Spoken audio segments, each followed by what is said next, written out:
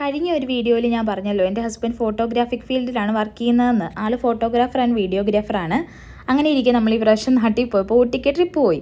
ഇപ്പോൾ എല്ലായിടത്തും പോയിട്ടുണ്ടെങ്കിൽ വീഡിയോസും ഫോട്ടോസും എഡിറ്റ് ചെയ്ത് സ്റ്റോറി സ്റ്റാറ്റസ് ഇടുന്നാണല്ലോ ട്രെൻഡ്.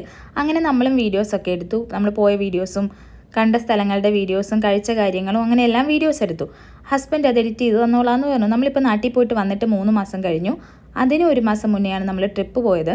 മൊത്തത്തിൽ ഒരു 4 മാസം കഴിഞ്ഞിട്ടുണ്ടാവും. ഇതുവരെ ആ വീഡിയോ ഒന്നും നമുക്ക് റിലീസാക്കാൻ പറ്റിയിട്ടില്ല. റിലീസാക്കുന്നത് പോട്ടെ, നമുക്കൊന്ന് കാണാൻ പോലും പറ്റിയിട്ടില്ല ഇത്ര 4 മാസമായിട്ടും. അടുത്ത പ്രാവശ്യം നാട്ടിൽ പോകുന്നതിന് മുമ്പെങ്കിലും ആ വീഡിയോ ഒന്ന് റിലീസാക്കാൻ പറ്റുമോ എന്നറിയില്ല.